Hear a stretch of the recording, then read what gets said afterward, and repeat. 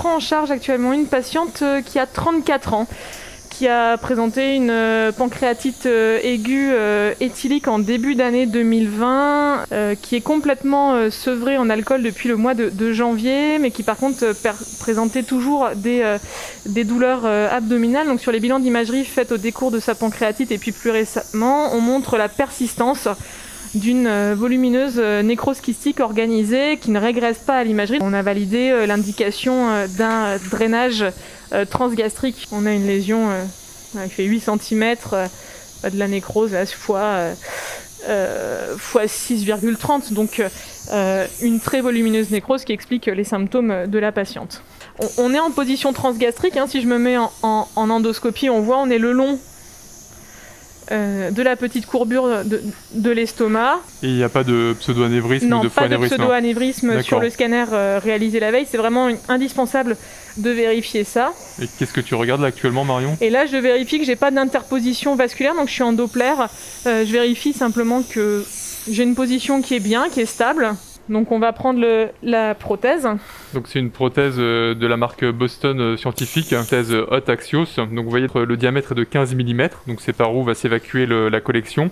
Et elle a une taille de 10 mm. Donc c'est une prothèse d'apposition puisque vous voyez que vous avez une collerette qui va être dans le kyste, enfin dans la nécrose plus exactement actuelle. Et puis donc une collerette qui va être dans l'estomac, donc ça va permettre de vider le kyste. J'introduis donc le cathéter porteur donc, qui est électrocoagulé dans le canal opérateur et je vais fixer donc avec la vis de fixation, je vais pouvoir avancer mon cathéter porteur. Voilà, là je suis contre le kyste, donc je vais appliquer avec la pédale jaune un courant de coupe qui me permet sans difficulté de rentrer dans la collection. Alors il y a énormément de place. Donc je vais me mettre en sécurité, je vais pousser mon cathéter porteur quasiment au maximum.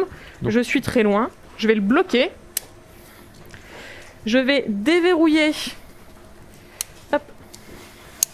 la protection du système de largage et actionner ce petit clan qui me permet de déverrouiller complètement la prothèse sur le système porteur. Donc je ramène le système de largage à moi. On voit sur l'écran la collerette distale qui se largue dans le kyste. On la voit, elle est hyper écogène. Voilà, elle s'ouvre. Donc je vais tracter un peu sur le cathéter porteur pour coniser ma prothèse et la ramener dans le canal opérateur. Voilà, jusqu'à en fait que presque comme ça, que le cathéter porteur touche l'extrémité de la prothèse. Là, je vais verrouiller de nouveau mon cathéter porteur pour garder la position. Pendant toute la procédure, j'ai le doigt sur l'aspiration. Je n'insuffle pas d'air. On peut se débrancher effectivement. Et je vais larguer dans le canal opérateur directement la collerette proximale. Donc je vais tout en haut du système. Hop, elle est larguée. Donc je vais repasser en vision principalement endoscopique. Et là maintenant je vais mettre de l'air. Déverrouiller mon cathéter porteur. Et tout doucement, je vais venir repousser. Vraiment, on voit bien ton mouvement de rotation et tu pousses en même temps pour t'écarter. En faisant du down et de rotation. En faisant du down et de la rotation. Et on va voir la prothèse qui est là. Et je m'écarte en faisant du bas. Et on va voir la prothèse qui va se libérer. Voilà, avec le petit mouvement de rotation. Et voici la prothèse libérée. Le cathéter porteur est en milieu. Et on voit